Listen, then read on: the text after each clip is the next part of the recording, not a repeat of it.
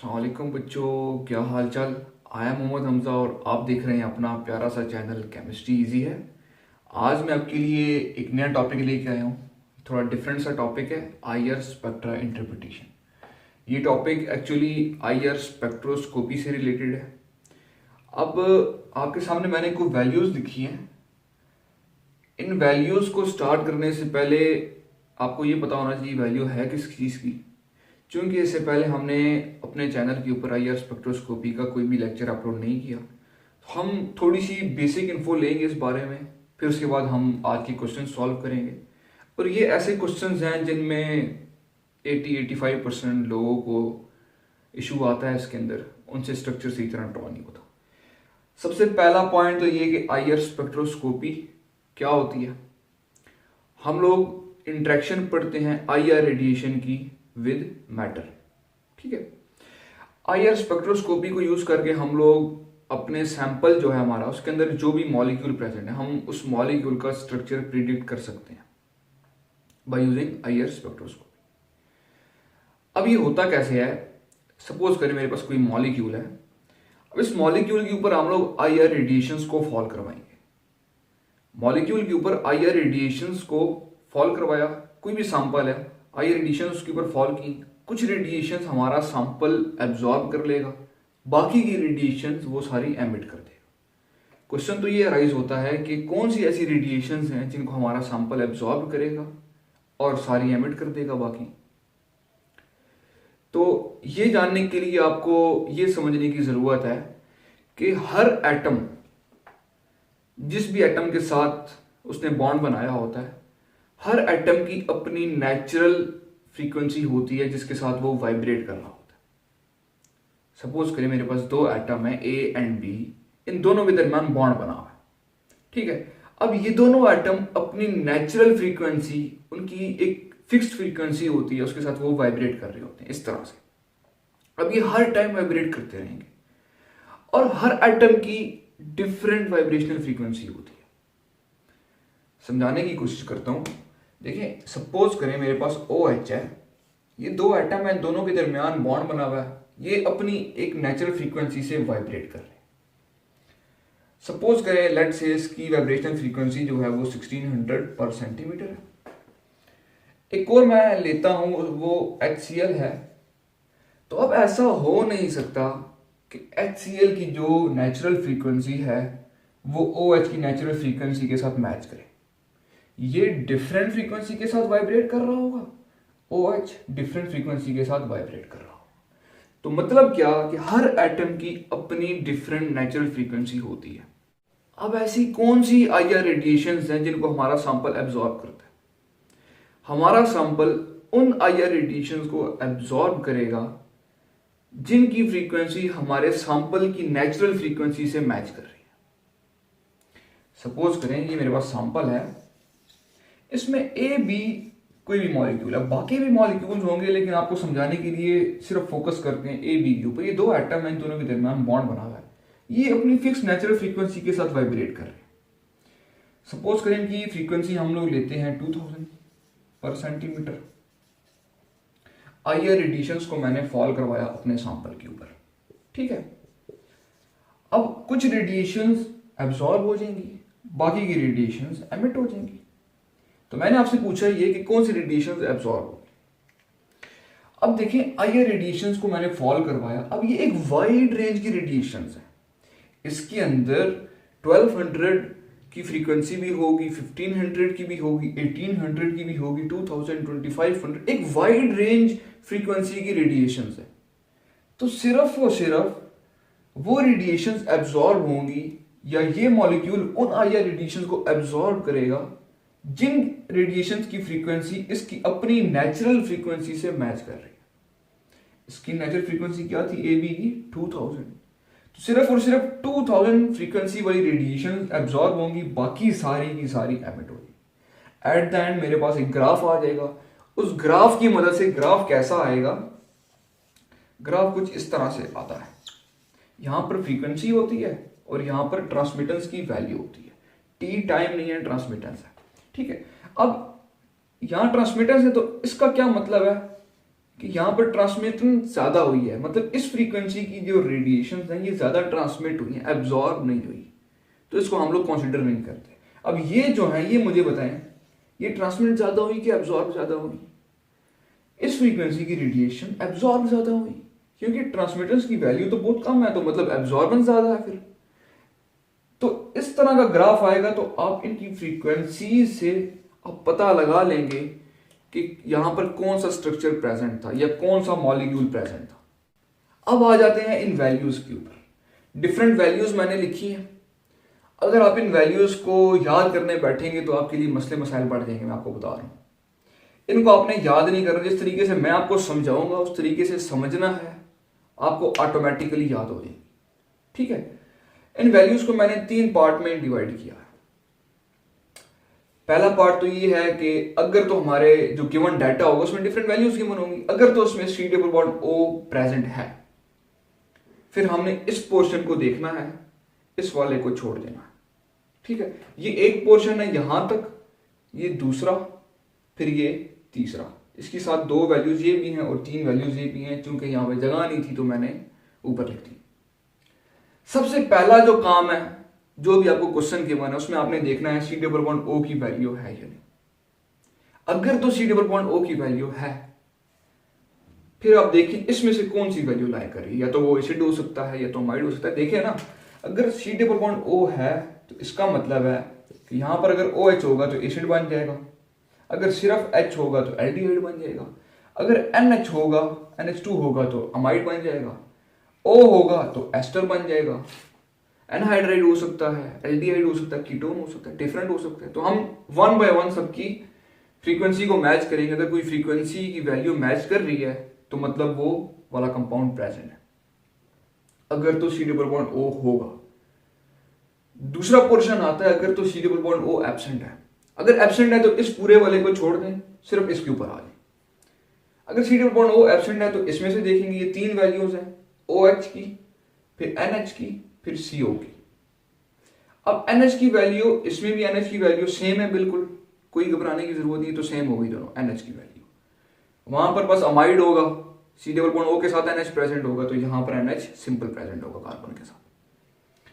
CO की भी same है, यहां पर सिर्फ फर्क क्या है, वो एस्टर बनेगा, C डबल बॉन्ड O के साथ CO आएगा, यहां पर ईथर ओपन CO आएगा।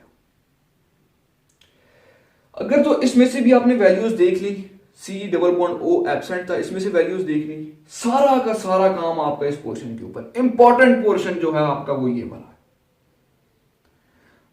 अब इस पोर्शन के अंदर डबल बॉन्ड की वैल्यूज आती हैं, C double bond O, C double bond C double bond C, ये लीनियर में है, ये एरोमेटिक में है।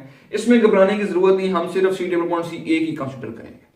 आपको वो क्वेश्चन से खुद पता चल जाएगा ये एरोमेटिक का है या ओपन है। ठीक है, मतलब एक आ गई डबल बॉन्ड की वैल्यू, एक आती है ट्रिपल बॉन्ड। अब triple bond C triple bond C भी हो सकता है, triple bond C triple bond N भी हो सकता है। 2 वैल्यूज ये आ गई। फिर उसके बाद NO2 का स्ट्रेच हो सकता है। NO2 के केस में हमेशा 2 वैल्यूज आएंगी, क्योंकि NO2 2 ऑक्सीजन अटैच है, NOO 2 है, तो मतलब एक इसका स्ट्रेच होगा, एक इसका स्ट्रेच होगा, 2 वैल्यूज आएंगी मेरे पास। फिर आगे CH3 बेंड और CH2 बेंड, ये 2 डिफरेंट वैल्यूज आ। क्वेश्चंस को सॉल्व करते हैं, आपको सारी चीजें समझ आ जाएंगी, क्या चीज किस तरह से सॉल्व करनी है। क्वेश्चन नंबर 1 आपके सामने मैंने लिखा, साथ मैंने डिफरेंट वैल्यूज लिखी। सबसे पहली चीज देखनी है C डबल बॉन्ड O का स्ट्रेच है या नहीं।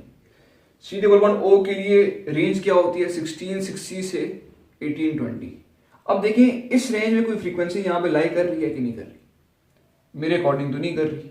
1630 है लेकिन वो 1660 से बिलो है, छोड़ दें।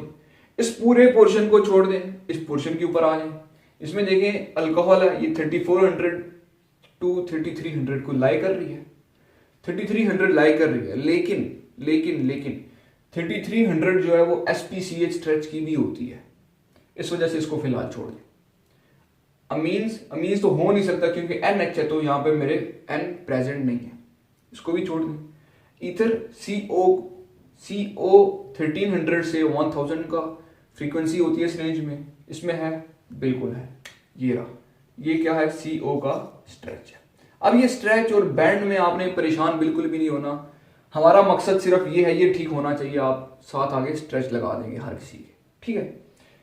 अब 1030 आ गई इस रेंज में, ये चीज भी देख ली। अब इसको भी छोड़ दें, ये तो ऑटोमेटिकली हमने छोड़ा हुआ था, सारा का सारा काम आपका इसके ऊपर है। आपका क्वेश्चन इस पोर्शन के ऊपर डिपेंड कर रहा है आपका क्वेश्चन ठीक है कि नहीं है। अगर तो ये वैल्यूज आपने ठीक लिख दी, आपका क्वेश्चन ठीक हो जाएगा, ठीक है। तीसरा पार्ट इंपॉर्टेंट पार्ट है। अब देखिए 3600 ये होती है फ्री ओएच की फिक्स वैल्यू 3600, थोड़ी बहुत ऊपर नीचे हो सकती है, लाइक 3550 हो सकती है या 3650 हो सकती है, तो थोड़ा सा ऊपर नीचे वेरी कर सकते हैं, एग्जैक्ट वैल्यूज नहीं है। लेकिन ये ओएच की आ गई, ओएच फ्री ओएच का, इसमें कोई घबराने की जरूरत नहीं है। मतलब ओएच किसी ऐसे एनवायरनमेंट में नहीं प्रेजेंट जिसमें हाइड्रोजन बॉन्डिंग हो रही है या इस तरह का कुछ और सीन है, ओपन एनवायरनमेंट में ओएच प्रेजेंट है। 1630, अब 1600 की रेंज में जो वैल्यूज आएंगी ना, 1550, 1600, 1610, ये सारी डबल बॉन्ड में आप देखेंगे इसमें आपको मिल जाएंगी easily. C double bond O 1650 से बिलो होंगी, सी डबल बॉन्ड ओ 1450 से 1600 इसी में आ रही है, तो हम सी डबल बॉन्ड ओ सी लिखेंगे, स्ट्रेच, ठीक है। 2150, अच्छा एक और बात, 21 की रेंज में और 22 की रेंज में हमेशा आपको ट्रिपल बॉन्ड वाले स्ट्रेच मिलेंगे। 2150 है तो इसके करीब है, तो सी ट्रिपल बॉन्ड सी है, साथ आप स्ट्रेच लिख देंगे। 3300, अब ये भी आ रहा था OH का अल्कोहल, अब ये फ्री SpCH भी आ रहा है। अब ये आप इस वजह से नहीं लिखेंगे क्योंकि OH ऑलरेडी हो चुका है, अब दो OH तो आ नहीं सकते, दो OH आएंगे तो हमारे पास दो ऑक्सीजन होने चाहिए ना यहाँ पे, लेकिन ऑक्सीजन तो सिर्फ एक है, तो OH हमारा हो गया। इस वजह से इसको कंसीडर करने के बजाय हम 3300 पे SpCH को कंसीडर करेंगे, स्ट्रेच आ जाएगा, साथ आप लिख देंगे। 3100 क्या है, अच्छा 3000 के आसपास जो वैल्यूज आएंगे, लाइक 2900, 2950, 3050, 3100, ये सारी की सारी आप इसमें से देखेंगे आपको इजीली मिल जाएंगी। तीसरे पोर्शन का जो आखिरी मैंने पार्ट, ये 3 वैल्यूज लिखी, इसमें से आपको मिल जाएंगी। sp2ch stretch, spCH stretch, sp3ch stretch, ठीक है। अब ये होता क्या है बेसिकली, जो sp3ch स्ट्रेच होता है वो मतलब CH स्ट्रेच ऐसा वाला कार्बन हाइड्रोजन है जिसके कार्बन ने सिर्फ सिंगल बॉन्ड किसी और के साथ बनाया हुआ है, ये sp3ch स्ट्रेच है।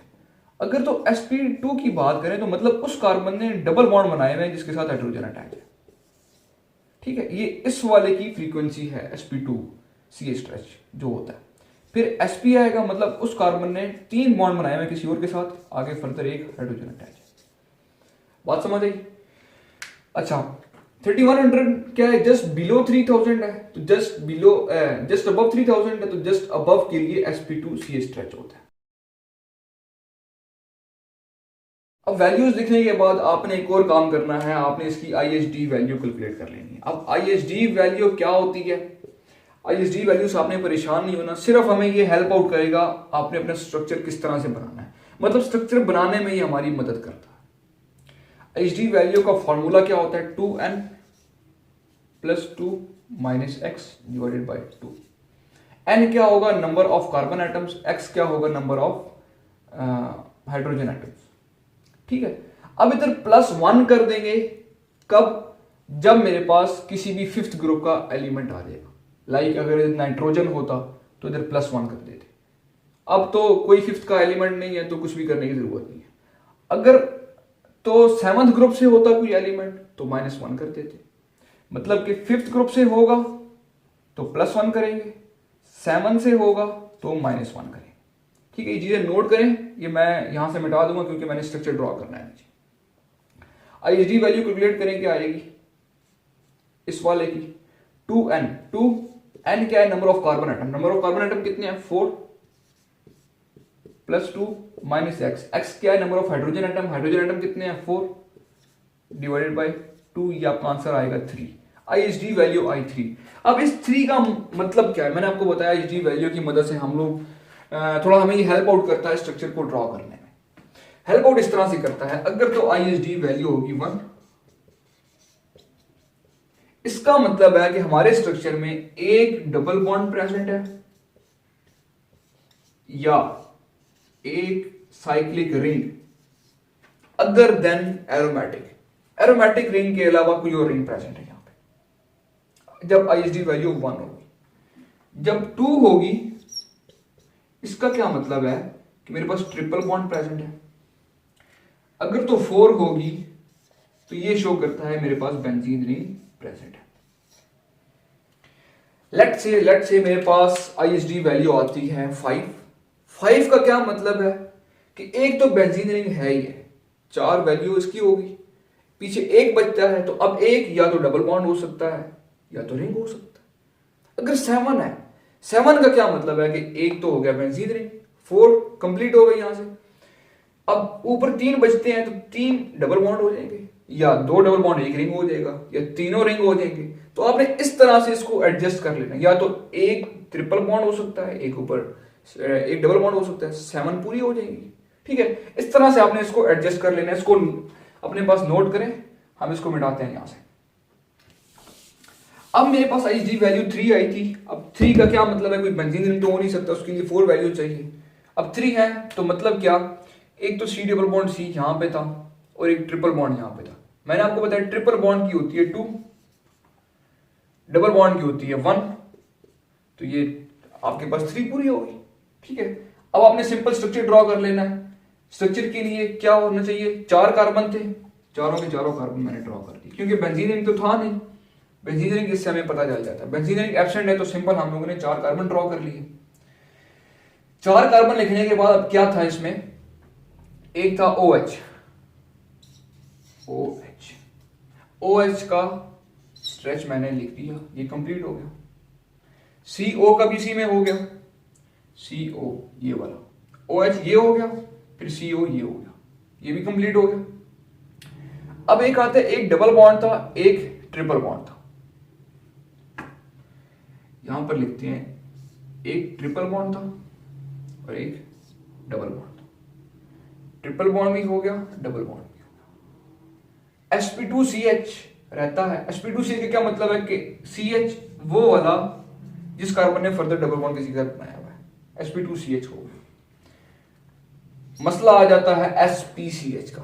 spCH कहां पे लगाएंगे, एक तो यहां पे होना चाहिए ना spCH, लेकिन कार्बन की तो 5 बॉन्ड हो जाएंगे।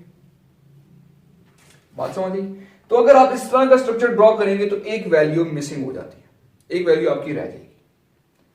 इस वजह से हमने क्या करना है कि एडजस्टमेंट इस तरीके से करनी है कि सारी वैल्यू पूरी हो जाए।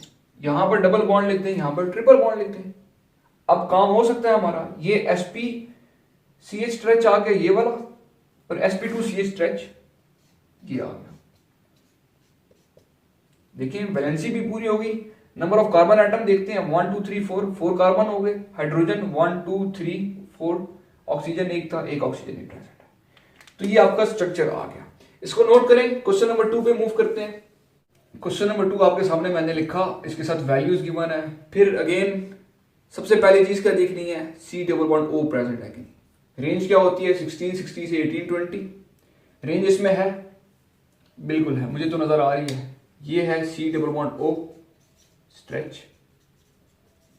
ठीक है, अब अगर C double bond O present है तो इन वैल्यूज में से कुछ ना कुछ प्रेजेंट होगा, लाजमी प्रेजेंट होगा।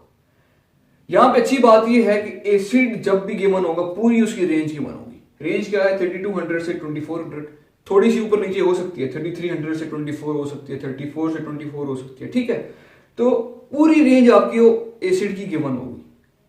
यहां पर एसिड की पूरी रेंज गिवन है 3200 से 2400, तो मतलब क्या है कि ये OH स्ट्रेच है किसका, एसिड वाला। ठीक हो गया।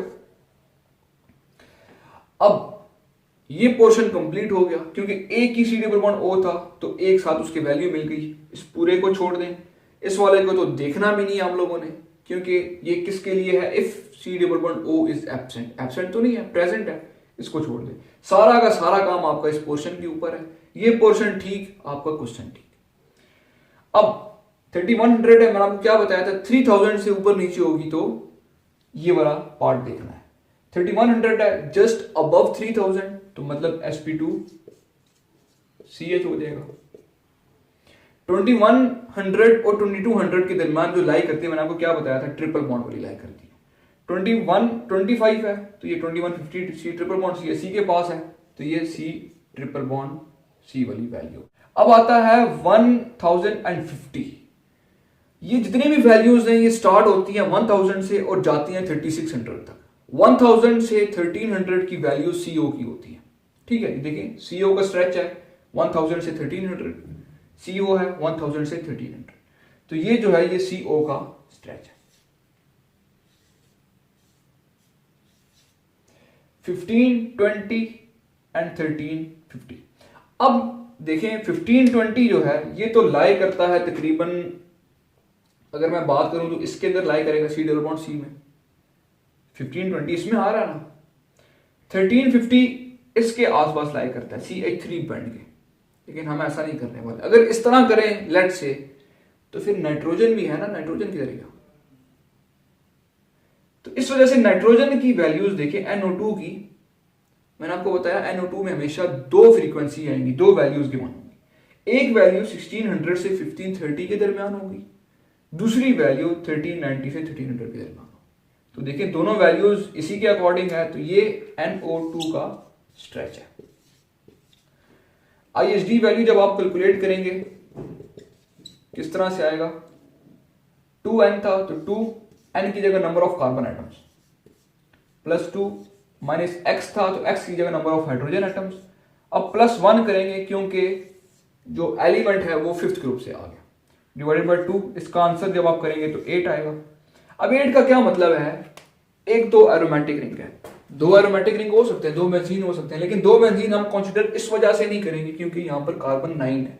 अगर तो 12 कार्बन होते तो हम इसको दो बेंजीन लिख सकते थे, लेकिन चूंकि कार्बन 9 है, कम कार्बन है, इस वजह से सिर्फ हम करेंगे एक तो हो गया बेंजीन रिंग, 4 इसकी वैल्यू होगी। फिर आप देखें कि एक था ट्रिपल बॉन्ड, मतलब दो वैल्यूज की होगी, टोटल 6 होगी। फिर सी ट्रिपल बॉन्ड सी, ये कंफर्म नहीं है, ये एरोमेटिक वाला था, अगर एरोमेटिक वाला होता तो सी के अंदर आ जाता, इसको फिलहाल छोड़ें। NO2 और होता है, ये भी एक डबल बॉन्ड है, मतलब दो डबल बॉन्ड भी प्रेजेंट है। तो जब दो डबल बॉन्ड है तो 2 वैल्यूज की आ गई, तो टोटल 8 बन गई।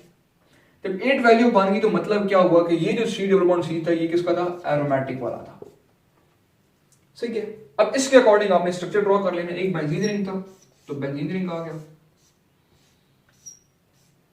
बेंजीन रिंग आया तो बहुत सारी वैल्यू आपकी क्लियर होगी। एक तो सी डबल बॉन्ड सी का स्ट्रेच हो गया, देखिए ना दो कार्बन आइटम है, सी डबल बॉन्ड सी का स्ट्रेच हो गया। फिर आपका sp2CH भी कंप्लीट हो जाता है क्योंकि हर कार्बन के पास हाइड्रोजन भी होता है, तो ये sp2CH भी हो जाता है। फिर आप लिखें कार्बोनिल। अब कार्बोनिल कौन सा कार्बोनिल था, एसिड वाला कार्बोनिल था, OH था उसके साथ, OH आ गया। नाइट्रो ग्रुप है एक आप नाइट्रो ग्रुप लगा दें NO2, ये भी आपका हो जाता है। CO स्ट्रेच भी हो जाता है क्योंकि CO ये आ गया। बचता क्या है, C ट्रिपल बॉन्ड C, ये वाला, इसको आप यहां पे रखें। अब देखिए इस कार्बन के साथ एक हाइड्रोजन रहता है, इसकी वैलेंसी अगर पूरी करूं तो इस तरह आ जाएगा। अब मुझे बताइए क्वेश्चन ठीक है, ये स्ट्रक्चर ठीक है या गलत है? मेरे अकॉर्डिंग तो थोड़ा सा चेंज होना चाहिए। चेंज इस वजह से होना चाहिए कि सी ट्रिपल बॉन्ड सी जो हमने लिखा, इस कार्बन के साथ हाइड्रोजन है, sp3h स्ट्रेच होना चाहिए। sp3h स्ट्रेच कहां पे है, यहां पे नहीं है। अब सी ट्रिपल बॉन्ड सी को ऐसी जगह पे आप अरेंज करें जहां पर ये हाइड्रोजन उसके साथ ना आए। किस तरह अरेंज कर सकते हैं, बिल्कुल कर सकते हैं। सी ट्रिपल बॉन्ड सी यहां पे आप लगाएं, इसके साथ आप लोग कार्बोनिल लगा के आगे एसिड लगाएं। बात समझ आई? अब देखिए इसके साथ हाइड्रोजन तो कुछ भी नहीं है, कार्बन अपनी वैलेंसी पूरी कर रहा है, तो इसको यहां से मिटा। अब इस डाटा के अकॉर्डिंग ये ठीक है। अगर तो आपको इधर sp3h स्ट्रेच गिवन होता तो पहले वाला स्ट्रक्चर ठीक था, अब ये वाला स्ट्रक्चर आपका बिल्कुल ठीक है। इसको नोट करें, अगला क्वेश्चन मूव करते हैं। अगला क्वेश्चन आपके सामने मैंने लिखा, वैल्यूज आपके सामने गिवन है। सबसे पहली चीज अगेन कार्बोनिल को देखना है। कार्बोनिल की फ्रीक्वेंसी अब तो आपको याद होनी चाहिए, क्या होती है, 1660 से 1820 पर सेंटीमीटर। इसमें कोई वैल्यू है कार्बोनिल की? बिल्कुल है। ठीक है, अब कार्बोनिल है तो इसके साथ कुछ और प्रेजेंट होना चाहिए। एसिड, मैंने आपको बताया एसिड के लिए पूरी रेंज होगी इसके अंदर, इसमें नहीं है, एसिड को छोड़ दें। अमाइड, अमाइड हो नहीं सकता, क्यों नहीं हो सकता? क्योंकि नाइट्रोजन होना चाहिए, नाइट्रोजन हमारे डाटा में प्रेजेंट नहीं है। एस्टर, CO, 1300 से 1000 के दरमियान कोई वैल्यू है? नहीं है, इसको भी छोड़ दें। एनहाइड्राइड भी नहीं हो सकता, क्योंकि एनहाइड्राइड की केस में 2 कार्बोनिल होने चाहिए, लेकिन हमारे डाटा में सिर्फ एक ही कार्बोनिल है। एल्डिहाइड, एल्डिहाइड के केस में भी 2 डाटा होना चाहिए, 2 वैल्यूज होनी चाहिए, लेकिन इसमें कोई भी ऐसा नहीं है जो 2 वैल्यूज हो। ठीक है, कीटोन, जब ये सारे केस सेटिस्फाई नहीं होंगे ना, मतलब क्या है, वो कीटोन है। ये C डबल बॉन्ड O कौन सा है? कीटोनिक CO है। ठीक है, अगली वैल्यूज पे मूव करते हैं। इस पोर्शन को पूरा का पूरा छोड़ देंगे क्योंकि वो प्रेजेंट था, तो इसको देखने की जरूरत नहीं है। इस पोर्शन के ऊपर सारा काम आपका है। मूव करें 2950, क्या होती है? जस्ट बिलो 3000, और बिलो 3000 के लिए sp3CH होता है, sp3CH स्ट्रेच। 1610 अगेन 1600 के आसपास है, तो मैंने आपको क्या बताया? C डबल बॉन्ड C की वैल्यू लाई करेगी, C डबल बॉन्ड C का स्ट्रेच। 3100 जस्ट अबव 3000, तो मतलब sp2CH स्ट्रेच।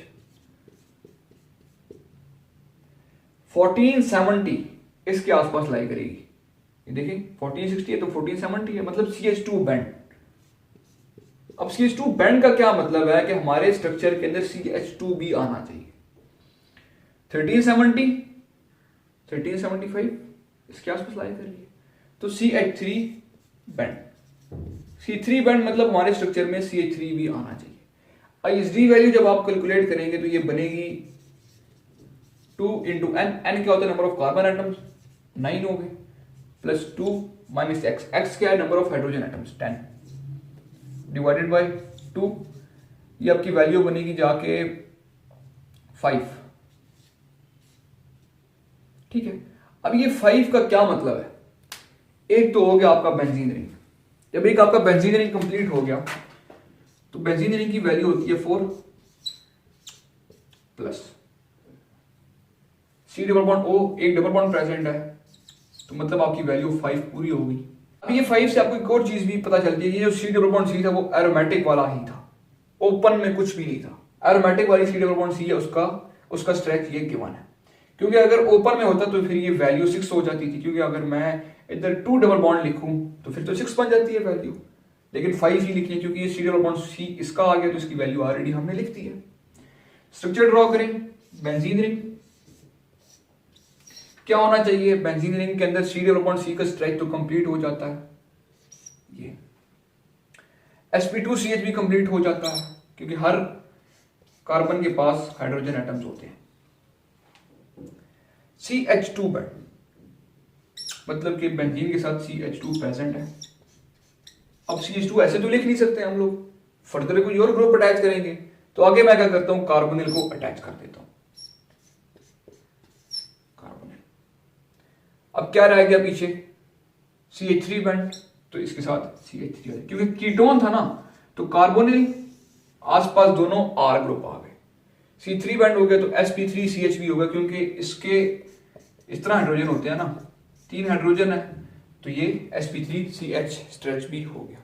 इसको नोट करें। अगला क्वेश्चन आपके सामने लिखा है, वैल्यूज आपके सामने गिवन है। रूल नंबर 1, कार्बोनिल देखना है प्रेजेंट है कि नहीं। कार्बोनिल की रेंज 1660 से 1820, देखिए इस रेंज में कोई वैल्यू है? बिल्कुल है, C डबल बॉन्ड O का स्ट्रेच आ गया। ठीक है, कार्बोनिल है तो मतलब कोई और वैल्यू होनी चाहिए। अगेन देखिए पूरी रेंज आ गई है। मैंने आपको क्या बोला था? एसिड की हमेशा पूरी रेंज आपको गिवन होगी। मोस्टली ऐसे केसेस होंगे जिसमें एसिड की पूरी रेंज उठा के आपको दे दी जाएगी, आसानी कर दी जाएगी आपके लिए। हर चीज आपके सामने तैयार पड़ी है, सिर्फ आपने खाना है। अब खाने की मेहनत आपने करनी है। ठीक है, तो पूरी रेंज है, पूरी रेंज गिवन है, तो मतलब ये OH स्ट्रेच आ गया एसिड का। 3100 जस्ट अबव 3000, तो क्या होगा? sp2CH stretch. 1375 है, 1375 है, CH3 बन।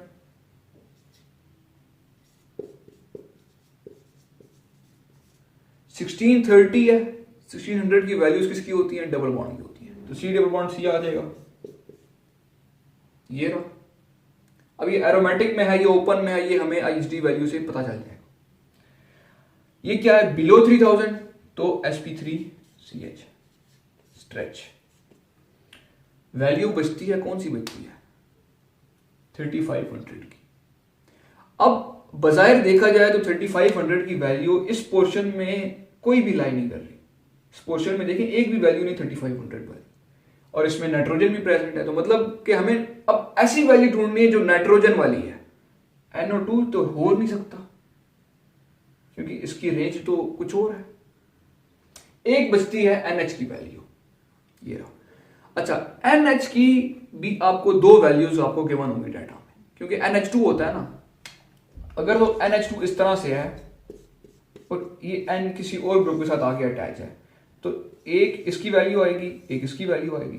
अगर तो NH की सिर्फ एक वैल्यू गिवन है, लाइक NH इस तरह से है, तो इसका क्या मतलब है कि दो किसी और के साथ ये अटैच है, किसी और ग्रुप के साथ। सिर्फ एक NH है तो एक NH की वैल्यू आपके पास है। तो गिवन डाटा में देखें 3500 है, बिल्कुल एग्जैक्ट मैच करती है अमीन से। तो ये NH है, कौन सा NH है, सिर्फ जिसके पास एक हाइड्रोजन है, बाकी दो किसी और के साथ ग्रुप है, तो इसको हम लोग 2 डिग्री अमीन बी कहते हैं, मतलब कि सेकेंडरी अमीन बी इसको बोला जाता है। ठीक है, अब इसकी आईएसडी वैल्यू जब आप कैलकुलेट करेंगे तो आईएसडी वैल्यू आपके पास आएगी 5, कैलकुलेट करेंगे तो 5 आएगी। मैं डायरेक्ट लिखता हूं यहां पे क्योंकि वीडियो काफी लंबी होती जा रही है। आईएसडी वैल्यू 5 है। अब 5 का क्या मतलब है, एक तो हो गया बेंजीन रिंग, 4 इसका हो गया। अब आप देखिए यहां से C डबल बॉन्ड O, एक तो आ गया डबल बॉन्ड, एक इसकी होगी, तो 5 पूरी होगी वैल्यूज। तो इसका क्या मतलब है, ये जो C डबल बॉन्ड सीधा ये किसका था, एरोमेटिक वाला था, बेंजीन रिंग के अंदर ये आ गया। ठीक है, अब इसका स्ट्रक्चर बनाएं, कैसे बनाएंगे, एक बेंजीन रिंग है तो बेंजीन रिंग को लिखें,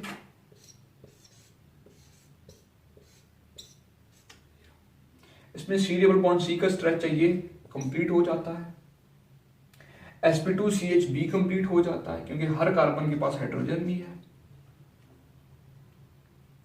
पीछे क्या बचता है, NH OH C double bond O। अब इसको अरेंज कैसे करेंगे आप लोग, लेट से 2-3 स्ट्रक्चर इसके मैं आपको बना के दिखाता हूं ताकि आपको समझ आ जाए करना किस तरह से होता है। कार्बोनिल मैं लिखूं, कौन सा कार्बोनिल था, एसिडिक वाला था, तो ये साथ एसिड आ जाएगा। ठीक है, मतलब कि कार्बोनिल भी हो गया, OH भी हो गया, OH भी होगा, कार्बोनिल भी हो गया। अब रहता है CH3 बॉन्ड, CH3 इधर लिख देते हैं। ठीक है, C3 बॉन्ड हो गया, C3 बॉन्ड के साथ साथ sp3CH भी हो गया।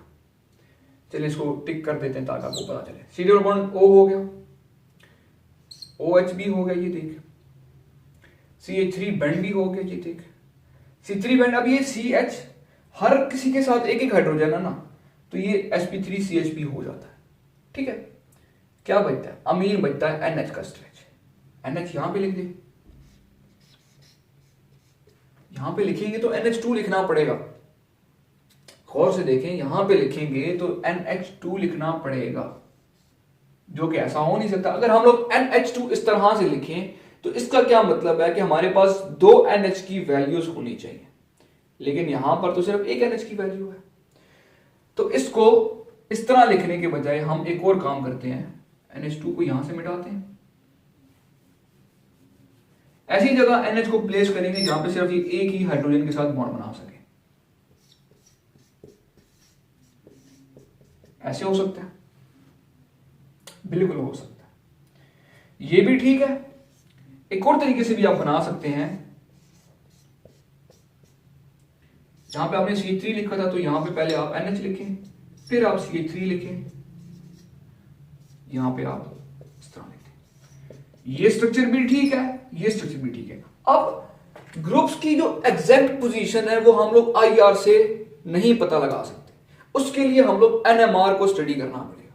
लेकिन चूंकि हमारा टॉपिक NMR नहीं है तो ये भी ठीक होगा IR के अंदर, ये भी ठीक होगा, दोनों आपके स्ट्रक्चर ठीक माने जाएंगे। बस शर्त क्या होनी चाहिए, जो NH है वो सिर्फ एक नाइट्रोजन, सिर्फ एक हाइड्रोजन के साथ होना चाहिए, क्योंकि फ्रीक्वेंसी सिर्फ एक की गिवन है, दोनों की नहीं गिवन। अगर दोनों की गिवन होती तो NH2 होता फिर यहां पे। ठीक है, इसको नोट करें, आखिरी क्वेश्चन पे मूव करते हैं। क्वेश्चन आपके सामने गिवन है, वैल्यूज आपके सामने गिवन है। रूल नंबर 1, कार्बोनिल को देखना है। 1660 से 1820 की रेंज में कोई वैल्यू गिवन है? कोई भी नहीं गिवन। पूरे पोर्शन को मारे गोला, छोड़ दें, इसको देखने की भी जरूरत नहीं है। इस पोर्शन के ऊपर आए, इसमें OH के लिए 3400 से 3300 कोई है? कोई भी नहीं है। अमीन हो नहीं सकता क्योंकि इसमें नाइट्रोजन प्रेजेंट नहीं है। ईथर 1000 से 1300 है? कोई भी नहीं है। इसको भी छोड़ें, इसको भी छोड़ें, डायरेक्ट इसके ऊपर आ जाए, जो काम है इसके ऊपर। 13060 क्या जस्ट अबव 3000 है, तो sp2CH हो गया। लेकिन जस्ट अबव 3000 sp2CH। 2960 बिलो 3000 है, तो sp3CH स्ट्रेच हो गया। सबके साथ आपने स्ट्रेच लिखते जाना है। 1600 अगेन क्या होगा? C डबल बॉन्ड C होगा। अब एरोमेटिक वाला है दूसरा, इसको हम लोग देख लेंगे। 1470 क्या है? 1470 CH2 बैंड। बताइए इसमें क्या मुश्किल है? कुछ चीज मुश्किल है इसमें?